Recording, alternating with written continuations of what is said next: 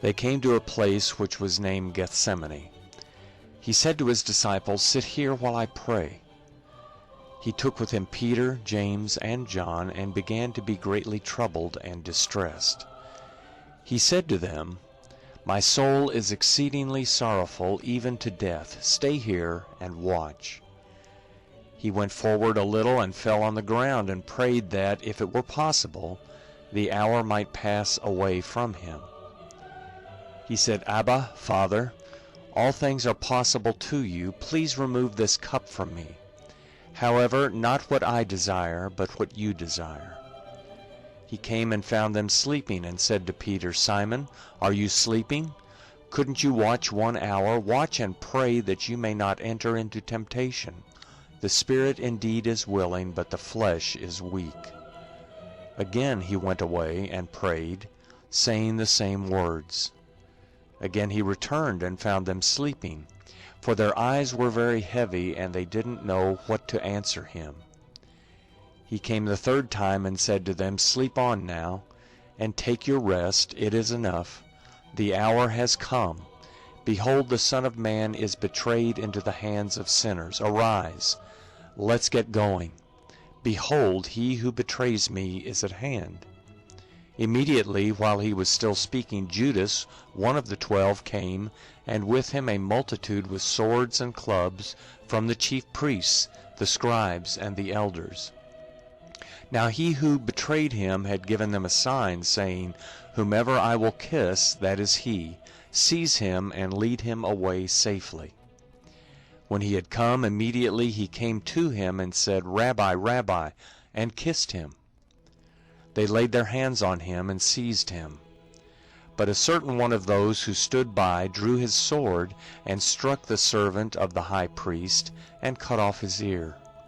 Jesus answered them, "Have you come out as against a robber, with swords and clubs to seize me? I was daily with you in the temple teaching, and you didn't arrest me. But this is so that the scriptures might be fulfilled." They all left him and fled. A certain young man followed him, having a linen cloth thrown around himself over his naked body. The young men grabbed him, but he left the linen cloth and fled from them naked. They led Jesus away to the high priest. All the chief priests, the elders, and the scribes came together with him. Peter had followed him from a distance until he came into the court of the high priest. He was sitting with the officers and warming himself in the light of the fire. Now the chief priests and the whole council sought witnesses against Jesus to put him to death, and found none. For many gave false testimony against him, and their testimony didn't agree with each other. Some stood up and gave false testimony against him, saying, "We heard him say, 'I will destroy this temple that is made with hands, and in 3 days I will build another made without hands.' Even so, their testimony didn't agree. The high priest stood up in the middle and asked Jesus, 'Have you no answer? What is it which these testify against you?' But he stayed quiet and answered nothing. Again the high priest asked him, 'Are you the Christ, the Son of the Blessed?' Jesus said, 'I am. You will see the Son of Man sitting at the right hand of power, and coming with the clouds of the sky.' The high priest tore his clothes and said, 'What further need have we of witnesses? You have heard the blasphemy. What do you think?' They all condemned him to be worthy of death.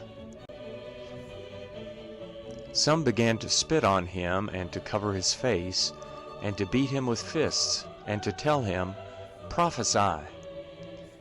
The officers struck him with the palms of their hands. As Peter was in the courtyard below, one of the maids of the high priest came, and seeing Peter warming himself, she looked at him and said, 'You were also with the Nazarene, Jesus.' But he denied it, saying, 'I neither know nor understand what you are saying.' He went out on the porch, and the rooster crowed. The maid saw him and began again to tell those who stood by, 'This is one of them.' But he again denied it. After a little while again those who stood by said to Peter, "You truly are one of them, for you are a Galilean, and your speech shows it." But he began to curse and to swear, "I don't know this man of whom you speak." The rooster crowed the second time. Peter remembered the word, how that Jesus said to him, "Before the rooster crows twice, you will deny me 3 times." When he thought about that, he wept.